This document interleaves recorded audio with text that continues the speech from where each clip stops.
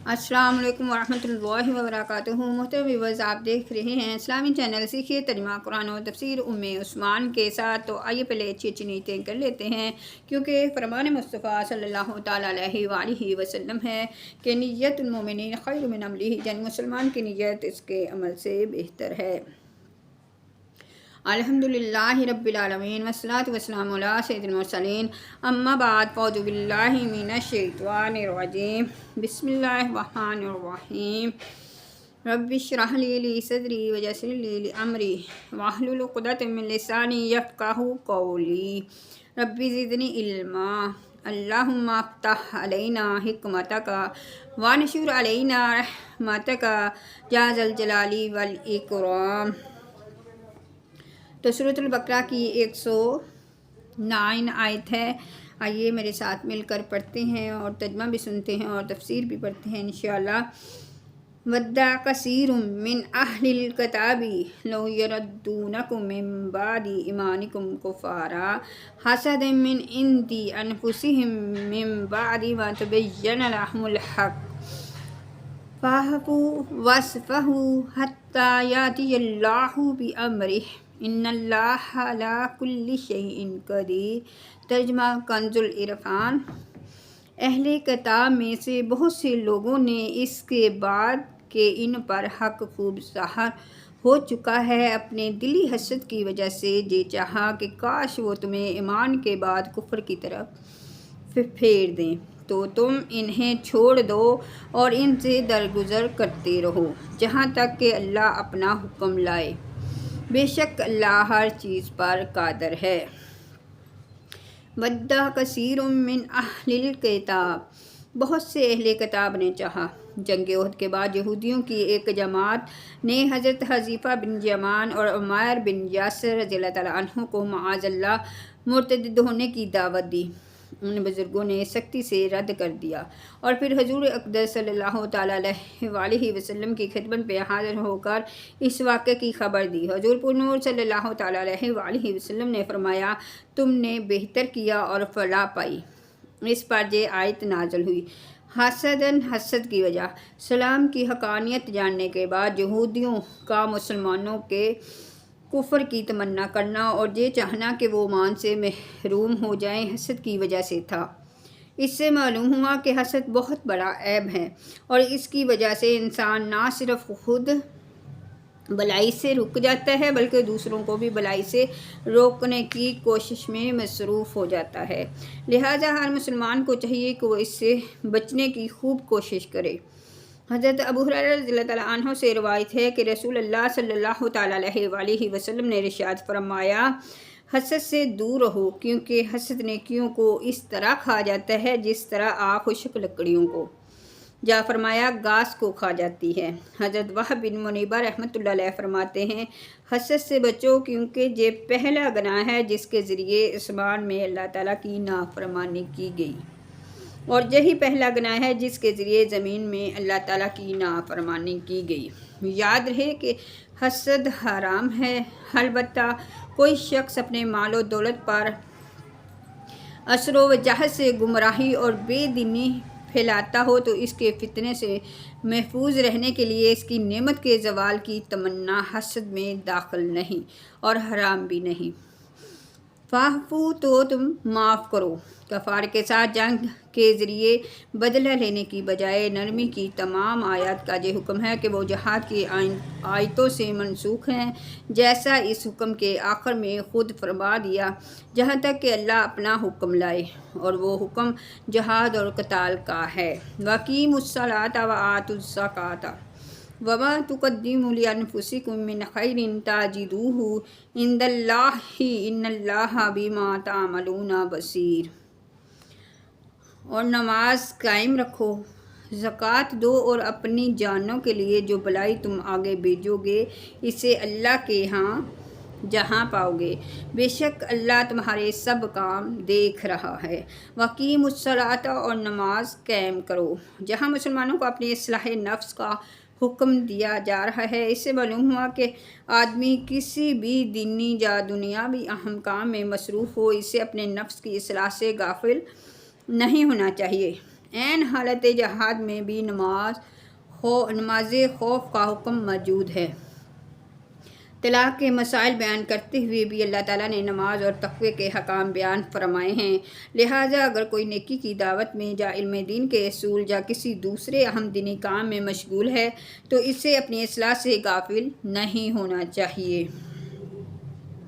وَقَالُوا لَن يَدْخُلَ الْجَنَّةَ إِلَّا مَنْ كَانَ هُودًا أَوْ نَصَارَىٰ تِلْكَ أَيْمَانُهُمْ قُلْ هَاتُوا بُرْهَانَكُمْ إِن كُنتُمْ صَادِقِينَ۔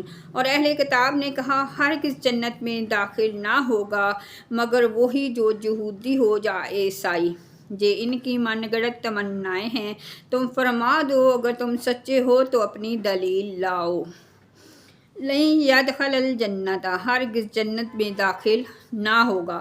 یہودی مسلمانوں سے کہتے تھے کہ جنت میں صرف یہودی جائیں گے، اور عیسائی کہتے تھے کہ صرف وہی جنت میں داخل ہوں گے۔ یہ گفتگو مسلمانوں کو بہکانے کے لیے تھی۔ ان کی تردد میں یہ آیت کریمہ نازل ہوئی جس میں فرمایا گیا کہ ان کی یہ بات ان کی اپنی رائے سے ہے، تورات اور انجیل میں ایسا کچھ نہیں فرمایا گیا۔ اگر وہ سچے ہیں تو اپنی بات پر کوئی دلیل پیش کریں۔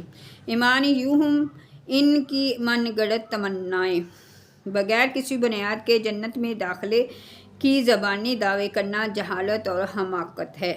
ایک امید یہ ہے کہ جیسے عربی میں رجا کہتے ہیں، ایک خام خیالی ہے جسے عربی میں امنیاہو کہتے ہیں۔ امام غزالی رحمۃ اللہ علیہ نے اس موضوع پر بڑا پیارا کلام ارشاد فرمایا ہے، اس کا خلاصہ ملاحظہ فرمائیں۔ چنانچہ آپ رحمۃ اللہ تعالیٰ علیہ فرماتے ہیں، رجا یعنی امید دل کی اور استراحت کا نام ہے جو محبوب چیز کے انتظار سے حاصل ہوتی ہے، لیکن یہ محبوب جس کی توقع کی جا رہی ہے اس کا کوئی سبب ہونا چاہیے۔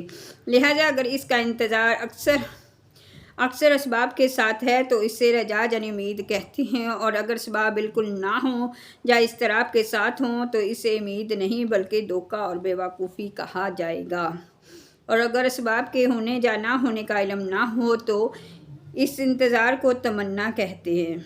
اہل دل حضرات جانتے ہیں کہ دنیا آخرت کی کھیتی ہے اور دل زمین کی طرح ہے۔ ایمان اس میں بیج کی حیثیت رکھتا ہے اور عبادت زمین کو الٹ پلٹ کرنے اور صاف کرنے اور نہریں کھودنے اور ان زمینوں میں پانی جاری کرنے کی طرح ہیں، اور دل جو دنیا میں غرق اور ڈوبا ہوا ہے اس بنجر زمین کی طرح ہے جس میں بیج کوئی پھل نہیں لاتا، اور قیامت کے دن فصل کاٹنے کا دن ہے اور ہر شخص وہی کاٹے گا جو اس نے بویا ہوگا، اور کھیتی کا بڑھنا ایمان کے بیج کے بغیر ناممکن ہے، اور جب دل میں خباثت اور برے خیال ہوں تو ایمان بہت کم نفع دیتا ہے۔ جیسے بنجر زمین میں بیج سے فصل پیدا نہیں ہوتی تو مناسب یہی ہے کہ آدمی کے مغفرت کی امید رکھنے کو کھیتی والے پر قیاس کیا جائے، یعنی جو شخص اچھی زمین حاصل کرتا ہے اس میں عمدہ بیج ڈالتا ہے جو نہ تو خراب ہوتا ہے نہ ہی بدبودار، پھر اس کی تمام ضروریات کو پورا کرتا ہے۔ ضروریات سے مراد وقت پر پانی دینا، زمین کو کانٹوں اور گھاس پھوس اس تمام خرابیوں سے پاک کرنا جو بیج کو بڑھنے سے روکتی ہیں یا خراب کر دیتی ہیں، تو یہ سب کام کرے، پھر اللہ تعالیٰ کے فضل کا منتظر ہو کر بیٹھ جائے کہ وہ زمین کو بجلی کی گرج اور دیگر آفات سے بچائے گا جہاں تک کہ کھیتی اپنی تکمیل کو پہنچ جائے، تو اس انتظار کو رجا یعنی امید کہتے ہیں۔ اور اگر سخت زمین میں بیج ڈالے جو شور زیادہ ہو اور بلندی پر ہو جس تک پانی نہیں پہنچ سکتا، اور بیج کی پرواہ بھی نہ کرے اور پھر اس کے کاٹنے کا انتظار کرے، تو اس انتظار کو بیوقوفی اور دھوکہ کہتے ہیں، امید نہیں کہتے۔ اور اگر اچھی زمین میں بیج ڈالا لیکن اس میں پانی نہیں ہے، اب وہ بارش کے انتظار میں ہے، یہ ایسا وقت ہے جس میں عام طور پر بارش نہیں برستی، تو اس انتظار کو تمنا کہتے ہیں، رجا نہیں کہتے۔ تو گویا رجا کا لفظ کسی ایسی پسندیدہ چیز کے انتظار پر صادق آتا ہے جس کے لیے وہ تمام اسباب تیار کر دیے گئے ہوں جو بندے کے اختیار میں ہیں، صرف وہی اسباب باقی رہ گئے جو بندے کے اختیار میں نہیں ہیں۔ وہ اللہ تعالیٰ کا فضل ہے جس کی وجہ سے تمام نقصان دہ اور فاسد کرنے والے اسباب کھیتی سے دور ہو جاتے ہیں۔ پس جب بندہ ایمان کو بیج ڈالتا ہے، اس کی عبادت کا پانی پلاتا ہے، دل کو بد اخلاقی اور کانٹوں سے پاک کرتا ہے اور اللہ تعالیٰ کے فضل کا مرتے دم تک منتظر رہتا ہے، مغفرت تک پہنچانے والے اچھے خاتمے کا انتظار کرتا ہے، تو یہ انتظار حقیقی رجا امید ہے، یہ ذاتی طور پر قابل تعریف ہے۔ اور اگر ایمان کے بیج کو عبادت کا پانی نہ دیا جائے یا دل کو برے خیالات سے ملوث چھوڑ دیا جائے اور دنیاوی لذت میں محو ہو جائے اور پھر مغفرت کا انتظار کرے، تو اس کا انتظار ایک بیوقوف اور دھوکے میں مبتلا شخص کا انتظار ہے۔ نبی کریم صلی اللہ علیہ وسلم نے فرمایا کہ بیوقوف وہ ہے جو اپنے نفس کو خواہشات کے پیچھے لاتا ہے، اس کے باوجود اللہ تعالیٰ سے تمنائیں کرتا ہے کہ وہ بڑا کریم اور غفور اور رحیم ہے، اس سے اور اس کے اعمال سے بے پرواہ ہے، اس لیے اللہ تعالیٰ اسے کوئی سزا نہیں دے گا بلکہ جنت میں داخل کر دے گا اور وہ اس کی من چاہی چیزیں اسے دے گا۔ بالا من اسلم وجہہ للہ وہو محسن فلہ اجرہ عند ربہ ولا خوف علیہم ولا ہم یحزنون۔